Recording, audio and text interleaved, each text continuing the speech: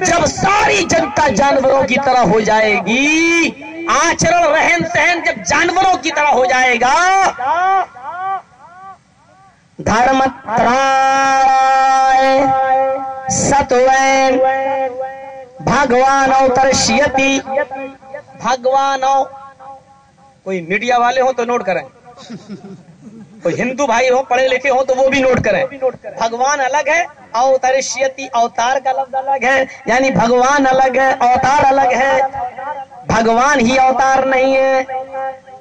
اتکلوگت پرائے جریشو کھگر ملی دھرمترائے ستوین بھگوان اوترشیتی، جب ساری جنتا کل یگ میں جانوروں کی طرح ہو جائے گی، تب دھرم کی رکشا کرنے کے لیے دھرمترائے، دھرم کو باقی رکھنے کے لیے، دھرم کو زندہ رکھنے کے لیے، ستوین اور سچائی کو نافذ کرنے کے لیے بھگوان اوترشیتی، بھگوان اوتار بھیجے گا۔ بھگوان سوئم آئے گا نہیں کہا، بھگوان اوتار بھیجے گا، بھگوان اوترشیتی، بھگوان اوتار بھیجے گا۔ انتم رشی اس وقت آئیں گے کل یگ میں۔ اچھا ایمانداری کے ساتھ بتائیے، جو زمانہ بتایا جا رہا ہے ساری جنتا جانوروں کی طرح ہو جائے گی، تب آخری نبی آئیں گے، کیا محمد رسول اللہ صلی اللہ علیہ وسلم جس دور میں آئے کیا وہ زمانہ بالکل وہی نہیں تھا؟ جانور کس کو کہتے ہیں؟ جانوروں کی طرح رہن سہن، پڑھیے ذات المعاد علامہ ابن قیم کی، اور پورا نبی اکرم کی نبوت سے پہلے کا پورا ایک زمانہ پڑھ جائیے آپ۔ جوا کھیلتے تھے تو اتنا، جوئے میں رقم ہار گئے تو مکان لگا دیا، مکان بھی جوئے میں ہار گئے تو بیوی لگا دی، اور بیوی بھی جوئے میں ہار گئے تو اپنی 18-20 سال کی جوان بیٹی بھی جوئے میں لگا دی۔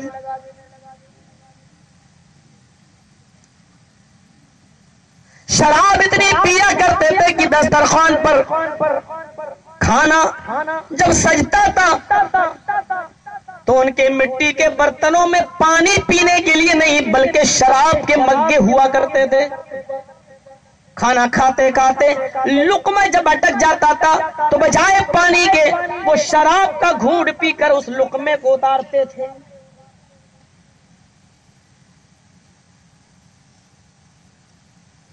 بے حیائی کا دور اتنا تھا، ایک لڑکا اپنی باپ کے مرنے کے بعد دیکھتا تھا کہ یہ میری سوتیلی ماں ہے، اور باپ نے اس سے شادی کر رکھی تھی، باپ مر گیا، ماں پہ نظر پڑتی تھی کہ یہ بڑی خوبصورت ہے، کوئی دوسرا میری ماں کو اپنی بیوی نہ بنا لے۔ وہ اپنے گھر پہ رکھی ہوئی اپنی چادر کو اٹھاتا تھا اور اس چادر کو وہ لڑکا لا کر اپنی ماں کے اوپر ڈال دیا کرتا تھا، اور چادر کو اپنی ماں پر ڈال کر اس چادر کو باہر نکال دیتا تھا۔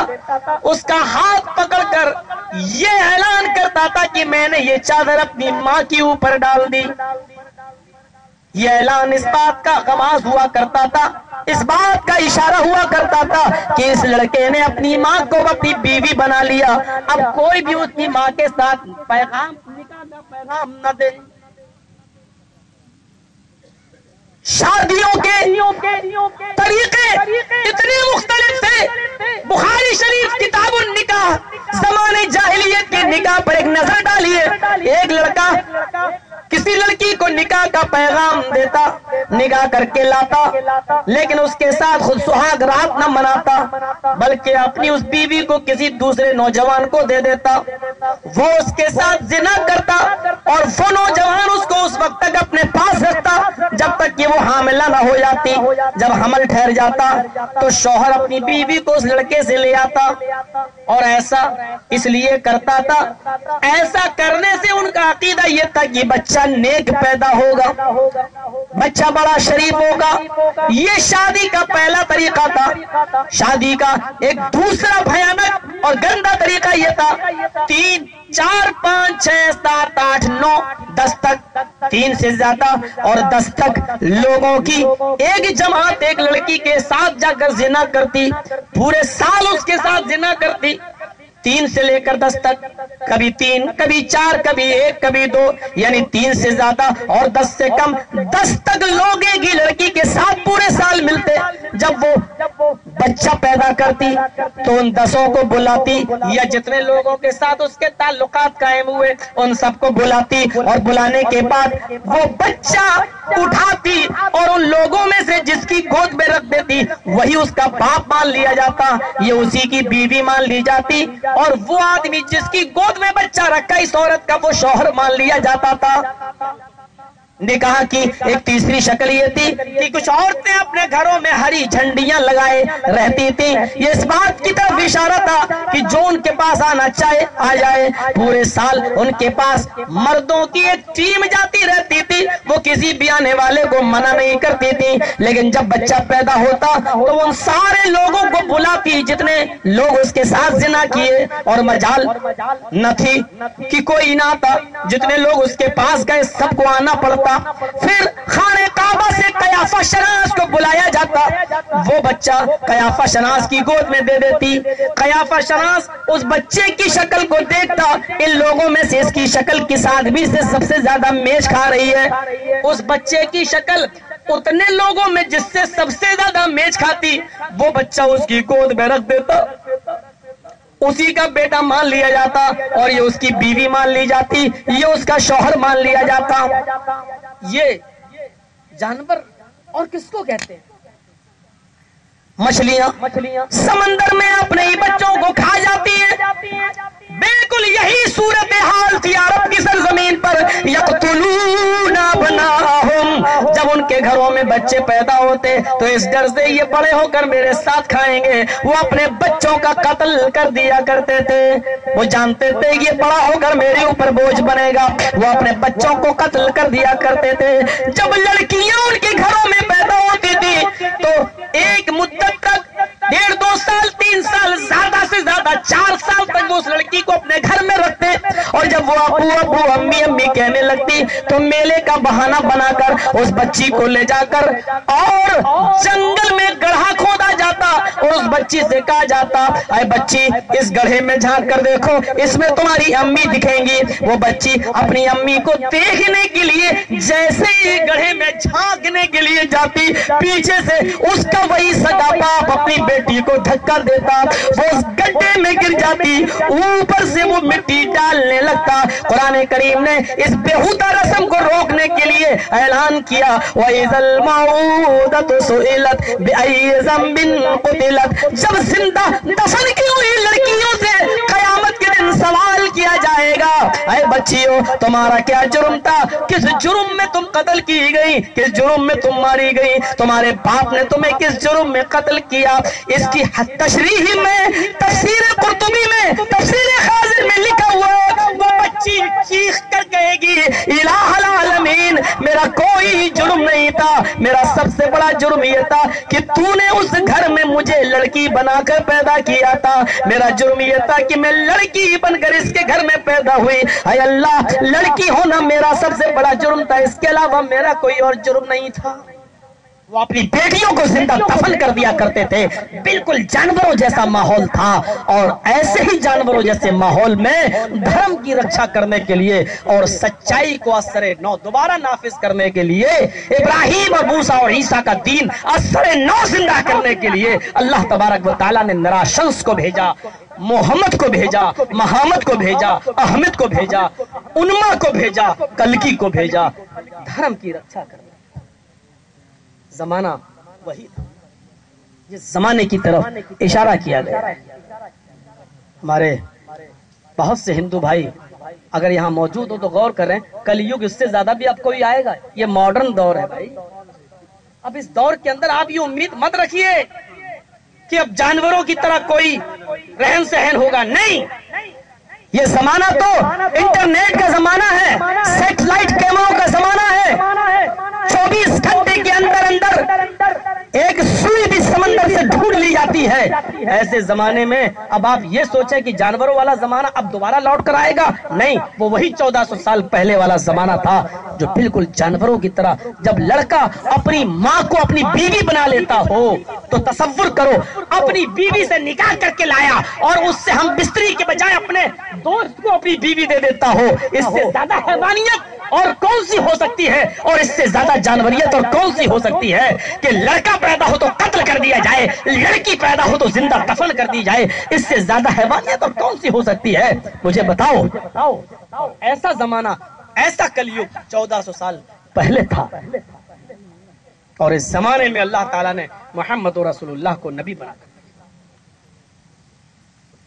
آئیے ذرا دوسرا منتر دیکھتے ہیں۔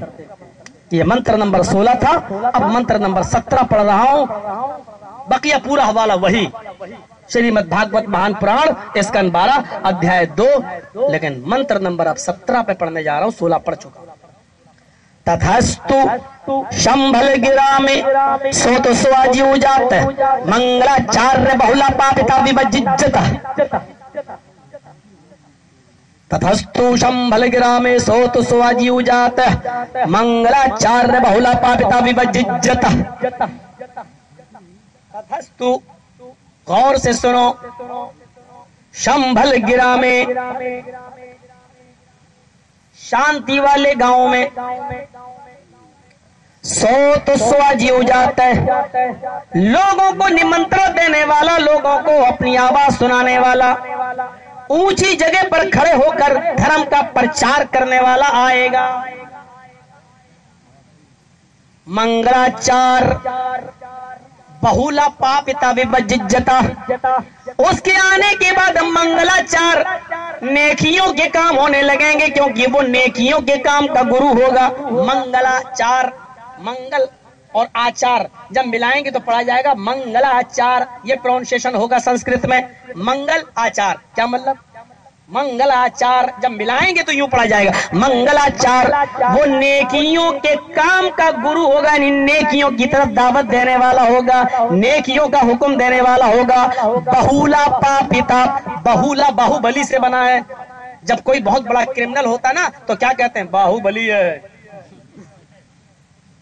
یہ سیوان کا باہوبلی ہے، یہ چھپرا کا باہوبلی ہے، اور پورے دیش کا باہوبلی کون ہے؟ نام لینے کی ضرورت نہیں ورنہ کیس ہو جائے گا۔ بہولا پاپتا وبججتا۔ ارے کچھ چیزیں تم بھی سمجھو یار، ساری چیزیں ہم ہی سمجھائیں گے کھل کر؟ اتنا ہی رہنے دو۔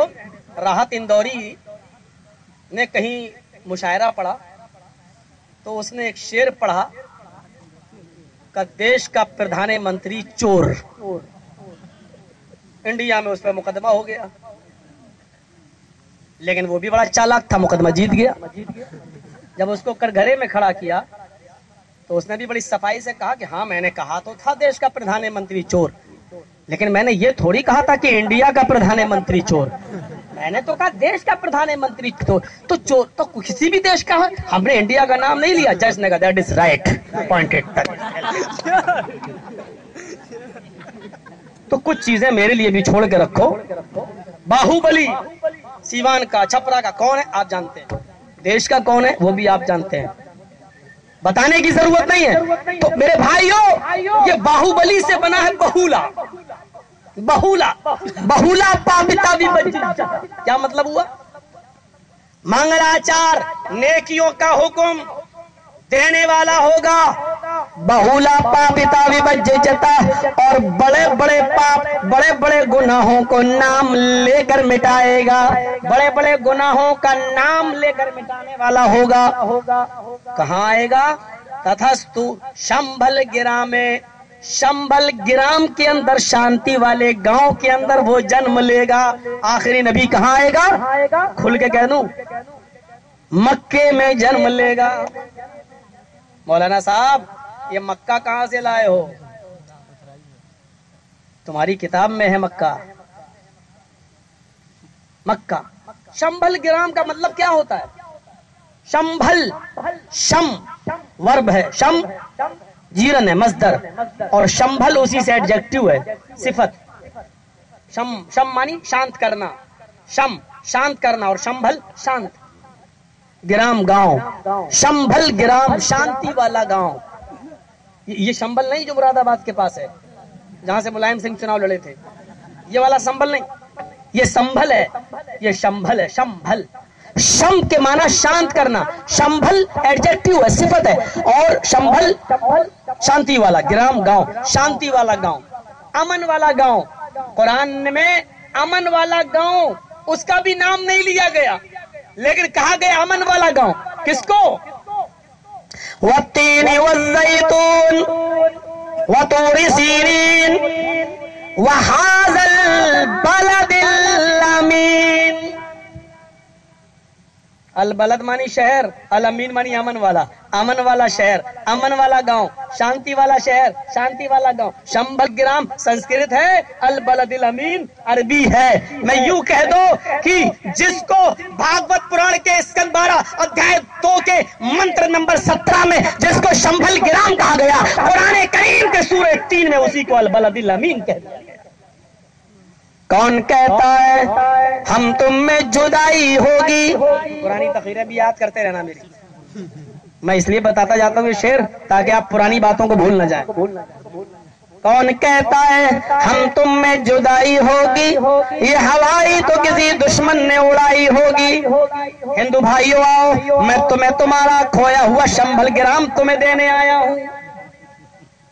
آؤ، یہ طیب صاحب کی محنت ہے، اتنا بڑا اجلاس انہوں نے پہلی بار یہاں کیا ہے. مولانا صاحب اسی پہ بولنا. میں نے کہا پہلی بار کر رہے ہو؟ کہاں؟ میں نے کہا تجربہ نہیں ہے، پھر مجھے کیسے بلا لیا؟ پہلے چھوٹے چھوٹے جلسے کرا کے دیکھتے. نہیں صاحب، یوٹیوب پہ بہت سنا لوگوں نے چاہتے ہیں، اب سنو اتنا بڑا جلسہ. اللہ تعالیٰ ان کو حوصلہ دے. میرے بھائیوں، بڑے پیار سے میں ہندو بھائیوں کو سبق دینا چاہتا ہوں. آؤ، تم شمبھل گرام ڈھونڈ رہے ہو نا، ہم تمہیں دے رہے ہیں شمبھل گرام. قسم ہے تین و زیتون کی، قسم ہے طور و سینا کی،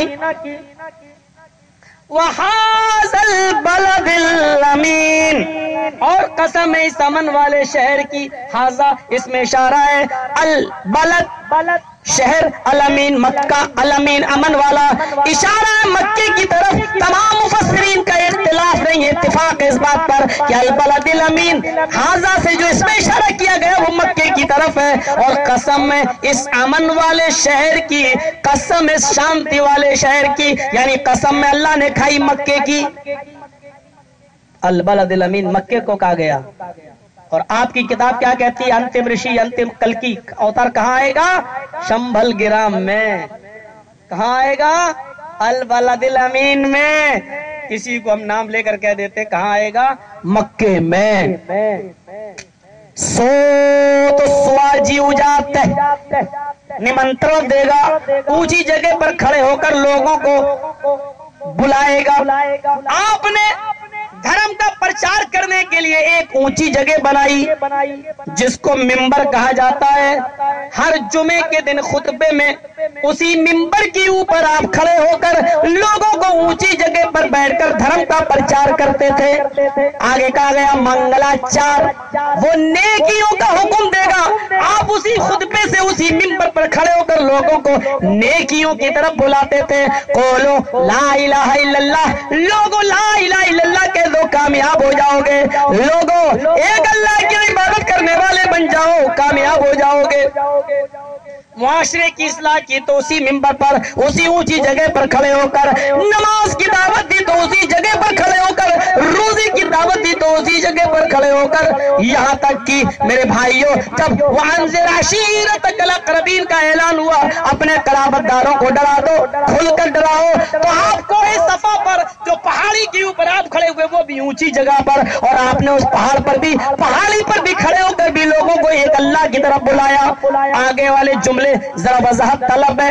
بہولا پابتا بھی بجتا، وہ بڑے بڑے گناہوں کو نام لے کر مٹائے گا. اس میں کوئی کوئی شک نہیں۔ اللہ کے نبی نے بڑے بڑے گناہوں کو نام لے لے کر مٹایا۔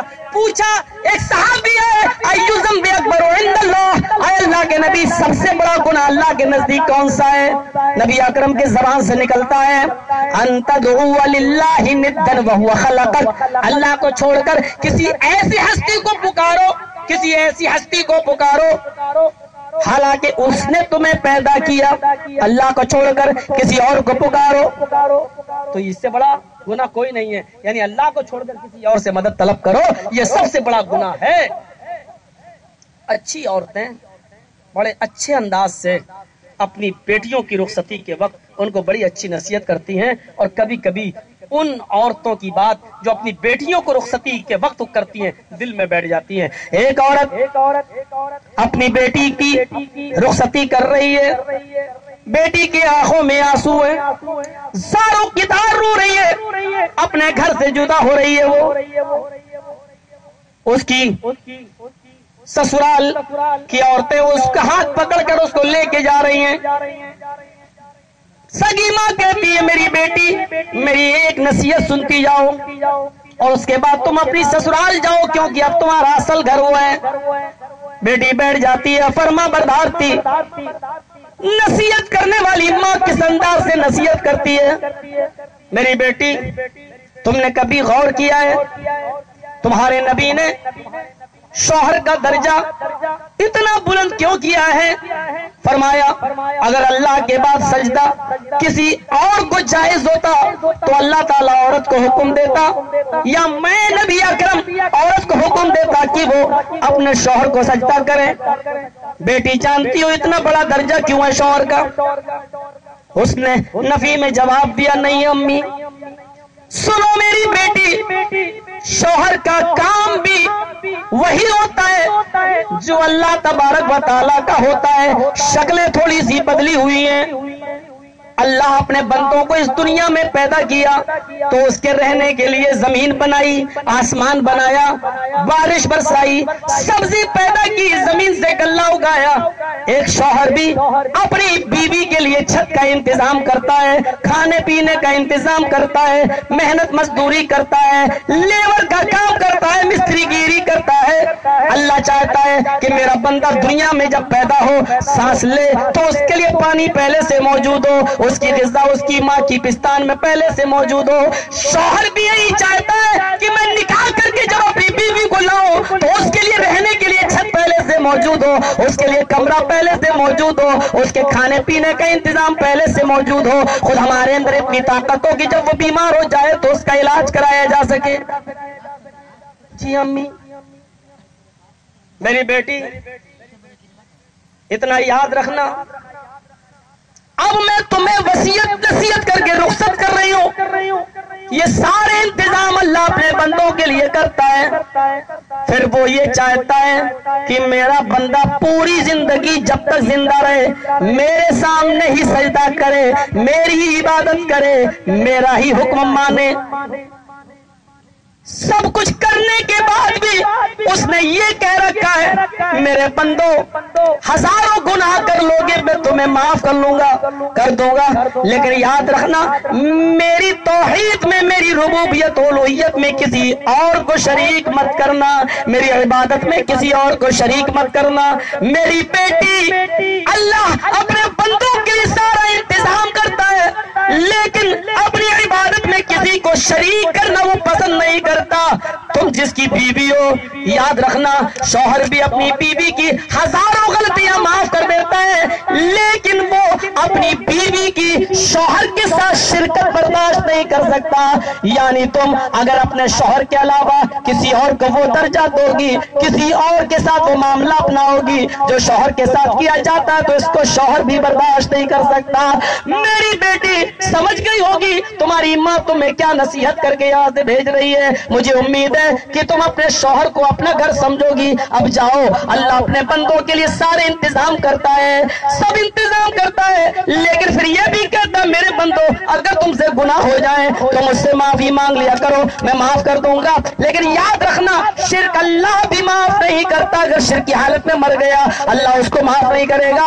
میری بیٹی شوہر بھی تمہاری 50 غلطیاں معاف کر دے گا، لیکن اگر اس کو یہ پتا چلا کہ تم شوہر کے بستر پر کسی غیر مرد کو بلاتی ہو تو شوہر بھی شرکت برداشت نہیں کر سکتا۔ نصیحت کرنے والی ماں ہو تو بیٹیوں کو بڑی اچھی نصیحتیں کر سکتی ہے، اور بیٹی بھی اپنا گھر جنت بنا سکتی ہے۔ ان تدعوا للہ ندا، اللہ کے نبی نام لے لے کے بیان کر رہے ہیں، پہلا گناہ سب سے بڑا یہ کہ تم اللہ کو چھوڑ کر کسی اور کو پکارو، مدد طلب کرو۔ پوچھنے والا خاموش نہیں ہوا، اس نے کہا ثم ایون، اے اللہ کے نبی اس کے پاس سب سے بڑا گناہ کون سا؟ فرمایا ان تقتل ولدک خشیت ان یتیم معک، اپنی اولاد کو اس ڈر سے قتل کر دینا کہ یہ بڑے ہو کر میرے ساتھ کھائے گا، اس لیے اس کو مار دینا، بڑے ہو کر میرے اوپر بوجھ بنے گا۔ ارے اللہ نے پیدا کیا ہے، روزی دینے والا اللہ ہے، تم بھوک کے اور بھوک مری کے ڈر سے اپنی اولاد کو قتل نہیں کر سکتے ہو، وہ آپ کے اوپر بوجھ بنے گا، اس ڈر سے تم اپنی اولاد کو قتل نہیں کر سکتے۔ قال ثم ایون، کہ اس کے بعد سب سے بڑا گناہ کون سا ہے؟ فرمایا ان تزانی حلیلۃ جارک، اپنے پڑوسی کی بیوی کے ساتھ زنا کرنا، پڑوسی کی بیوی کے ساتھ۔ اس کا یہ مطلب نہیں لقطے نکالتے ہیں لوگ، پڑوسی کی بیوی کے ساتھ زنا نہ کرو، دوسرے کے ساتھ جائز۔ پوچھنے والے نے پوچھا نا مولانا صاحب آپ نے تقریر میں کہا تھا کہ لا تتبعوا النظرۃ النظرہ، ایک نظر کے بعد دوسری نظر حرام ہے، اگر اچانک کسی لڑکی پر نظر پڑ جائے تو نیچی کر لو، ایک نظر معاف ہے، دوبارہ جان بوجھ کے دیکھو گے تو گناہ پڑے گا۔ میں نے کہا جی، کہنے لگا اگر ایک ہی بار پڑ جاؤ ہم نہ ہٹائیں تو، ایک تو معاف ہے لیکن اب پڑ گئی ہم نہ ہٹائیں تو، بار بار کہنے لگا۔ میں نے کہا یار جواب تو ہے لیکن تو برداشت نہیں کر پائے گا۔ نہیں تو مولانا بتاؤ۔ میں نے کہا اگر میں تیری بہن کو بار بار دیکھتا رہوں، ایک بار دیکھوں اور نظر ہی نہ ہٹاؤں تو برداشت کر لے گا؟ ہم نے کہا جواب مل گیا، جب تو اپنی بہن کو نظر ٹکا کر دیکھنے کی اجازت نہیں دے سکتا اور اس کو غلط سمجھ رہا ہے، کہتا ہے یار تم جواب تو صحیح دیتے ہو لیکن لٹھ مار جواب دیتے ہو۔ جو چیز اپنی بہن کے لیے پسند نہیں کر رہا ہے تو دوسرے کی بہن کے لیے بھی تو وہی پسند کرو۔ کہنے کا جواب مل گیا، صحیح کہہ رہے ہو، سمجھ میں آ گیا، آ ہی جائے گا سمجھ میں۔ اللہ کے رسول کے پاس وہ شخص آیا کہ اللہ کے رسول مجھے اجازت دیجئے زنا کی، تو آپ نے ڈائریکٹ یہ نہیں کہا زنا، آپ نے اس کو ایسے بندھن میں باندھا۔ اچھا زنا کرنا چاہتے ہو؟ ہاں گرل فرینڈ ہے تمہاری؟ ہاں ٹھیک ہے جاؤ اجازت دے دیتا ہوں، لیکن پہلے یہ کام اپنی ماں کے ساتھ کرو، کر سکتے ہو؟ ہاں۔ ماں کے ساتھ کون کرے گا؟ آپ نے کہا ہاں ماں کے ساتھ تو کوئی نہیں کر سکتا۔ اچھا بہن کے ساتھ؟ نہیں میرے ماں باپ آپ پر قربان، بہن کے ساتھ بھی کوئی نہیں کر سکتا۔ بیٹی کے ساتھ؟ نہیں۔ خالہ کے ساتھ؟ نہیں۔ چچی کے ساتھ؟ نہیں۔ پھوپھ؟ نہیں۔ آپ نے کہا جس لڑکی کے ساتھ اجازت مانگ رہا وہ بھی کسی کی بہن بیٹی ہوگی، کسی کی خالہ ہوگی، کسی کی پھوپھی ہوگی، کسی کی چچی ہوگی۔ کہنے لگا سمجھ میں آ گیا اللہ کے رسول۔ اب کوئی اللہ کے رسول کے بارے میں کہہ سکتا لٹھ مار جواب ہے؟ نہیں وہ نبی تھے۔ مولانا صاحب آپ نہ دو، یہی جملے برے لگتے ہیں۔ کان تزاری حلیلۃ جارک، اپنے پڑوس میں رہنے والی لڑکی کے ساتھ زنا کرنا یہ سب سے بڑا جرم ہے۔ یہ بھی نام لے کے آپ بتا رہے ہیں۔ پڑوسی کا لفظ اس لیے استعمال کیا کہ پڑوس میں ایک دوسرے کی آمد ایک دوسرے کے گھر میں ہوتی ہے۔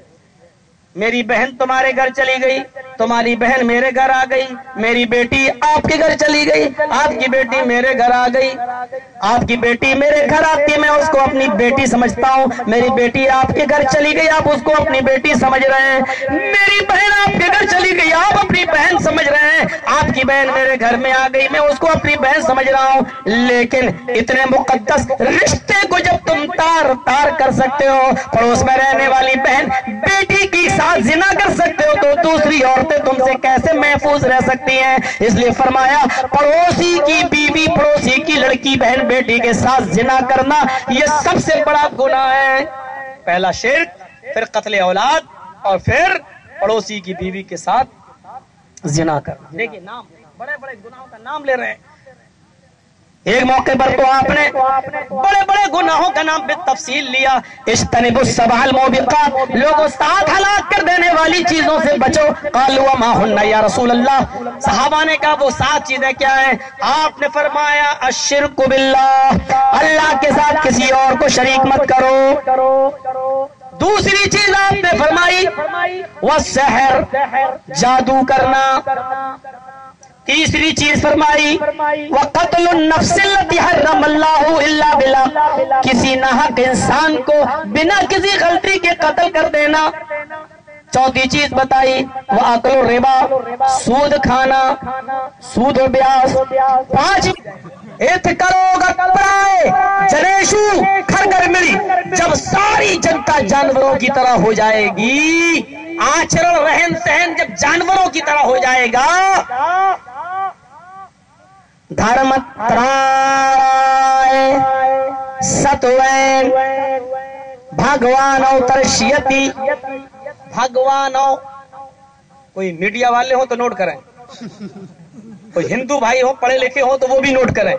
بھگوان الگ ہے، اوترشیتی اوتار کا لفظ الگ ہے، یعنی بھگوان الگ ہے اوتار الگ ہے، بھگوان ہی اوتار نہیں ہے۔ پرائے جنیشو کھرگر ملی دھرمترائے ستوین بھگوان اوترشیتی، جب ساری جنتا کل یگ میں جانوروں کی طرح ہو جائے گی، تب دھرم کی رکشا کرنے کے لیے دھرمترائے، دھرم کو باقی رکھنے کے لیے، دھرم کو زندہ رکھنے کے لیے، ستوین اور سچائی کو نافذ کرنے کے لیے بھگوان اوترشیتی، بھگوان اوتار بھیجے گا۔ بھگوان سوئم آئے گا نہیں کہا، بھگوان اوتار بھیجے گا۔ بھگوان اوترشیتی، بھگوان اوتار بھیجے گا۔ انتم رشی اس وقت آئیں گے کل یگ میں۔ اچھا ایمانداری کے ساتھ بتائیے، جو زمانہ بتایا جا رہا ہے ساری جنتا جانوروں کی طرح ہو جائے گی، تب آخری نبی آئیں گے، کیا محمد رسول اللہ صلی اللہ علیہ وسلم جس دور میں آئے، کیا وہ زمانہ بالکل وہی نہیں تھا؟ جانور کس کو کہتے ہیں؟ جانوروں کی طرح رہن سہن۔ پڑھیے ذات المعاد علامہ ابن قیم کی، اور پورا نبی اکرم کی نبوت سے پہلے کا پورا ایک زمانہ پڑھ جائیے آپ۔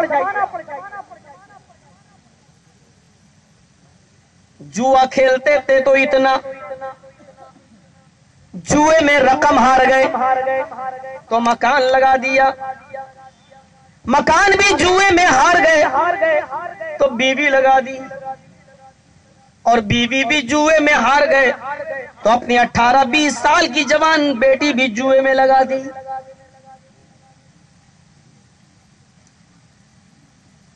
شراب اتنی پیا کرتے تھے کہ دسترخوان پر کھانا جب سجتا تھا تو ان کے مٹی کے برتنوں میں پانی پینے کے لیے نہیں بلکہ شراب کے مگے ہوا کرتے تھے۔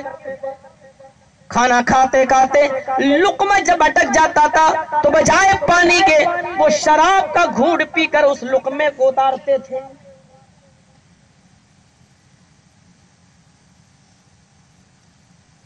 بے حیائی کا دور اتنا تھا، ایک لڑکا اپنی باپ کے مرنے کے بعد دیکھتا تھا کہ یہ میری سوتیلی ماں ہے، اور باپ نے اس سے شادی کر رکھی تھی۔ باپ مر گیا، ماں پہ نظر پڑتی تھی کہ یہ بڑی خوبصورت ہے، کوئی دوسرا میری ماں کو اپنی بیوی نہ بنا لے۔ وہ اپنے گھر میں رکھی ہوئی اپنی چادر کو اٹھاتا تھا اور اس چادر کو وہ لڑکا لا کر اپنی ماں کے اوپر ڈال دیا کرتا تھا، اور چادر کو اپنی ماں پر ڈال کر اس چادر کو باہر نکال دیتا تھا۔ اس کا ہاتھ پکڑ کر یہ اعلان کرتا تھا کہ میں نے یہ چادر اپنی ماں کے اوپر ڈال دی۔ یہ اعلان اس بات کا غماز ہوا کرتا تھا، اس بات کا اشارہ ہوا کرتا تھا کہ اس لڑکے نے اپنی ماں کو اپنی بیوی بنا لیا، اب کوئی بھی اپنی ماں کے ساتھ پیغام نہ دے۔ شادیوں کے طریقے اتنے مختلف تھے، بخاری شریف کتاب اب ان نکاح زمانے جاہلیت کے نکاح پر ایک نظر ڈالیے. ایک لڑکا کسی لڑکی کو نکاح کا پیغام دیتا, نکاح کر کے لاتا, لیکن اس کے ساتھ خود سہاگ رات نہ مناتا بلکہ اپنی اس بیوی کو کسی دوسرے نوجوان کو دے دیتا. وہ اس کے ساتھ زنا کرتا اور وہ نوجوان اس کو اس وقت تک اپنے پاس رکھتا جب تک کہ وہ حاملہ نہ ہو جاتی. جب حمل ٹھہر جاتا تو شوہر اپنی بیوی کو اس لڑکے سے لے آتا, اور ایسا اس لیے کرتا تھا, ایسا کرنے سے ان کا عقیدہ یہ تھا کہ بچہ نیک پیدا ہوگا, بچہ بڑا شریف ہوگا. یہ شادی کا پہلا طریقہ تھا. شادی کا ایک دوسرا بھیانک اور گندا طریقہ یہ تھا, 3 4 5 6 7 8 9 10 تک, 3 سے زیادہ اور 10 تک لوگوں کی ایک جماعت ایک لڑکی کے ساتھ جا کر زنا کرتی, پورے سال اس کے ساتھ زنا کرتی. 3 سے لے کر 10 تک, کبھی 3 کبھی 4 کبھی 1 کبھی 2, یعنی 3 سے زیادہ اور 10 سے کم, 10 تک لوگ ایک ہی لڑکی کے ساتھ پورے سال ملتے. جب وہ بچہ پیدا کرتی تو ان 10 کو بلاتی, یا جتنے لوگوں کے ساتھ اس کے تعلقات قائم ہوئے ان سب کو بلاتی, اور بلانے کے بعد وہ بچہ اٹھاتی اور ان لوگوں میں سے جس کی گود میں رکھ دیتی وہی اس کا باپ مان لیا جاتا, یہ اسی کی بیوی مان لی جاتی, اور وہ آدمی جس کی گود میں بچہ رکھا اس عورت کا وہ شوہر مان لیا جاتا تھا. نکاح کی ایک تیسری شکل یہ تھی کہ کچھ عورتیں اپنے گھروں میں ہری جھنڈیاں لگائے رہتی تھیں. یہ اس بات کی طرف اشارہ تھا کہ جو ان کے پاس آنا چاہے آ جائے. پورے سال ان کے پاس مردوں کی ایک ٹیم جاتی رہتی تھی, وہ کسی بھی آنے والے کو منع نہیں کرتی تھی. لیکن جب بچہ پیدا ہوتا تو ان سارے لوگوں کو بلاتی جتنے لوگ اس کے ساتھ زنا کیے, اور مجال نہ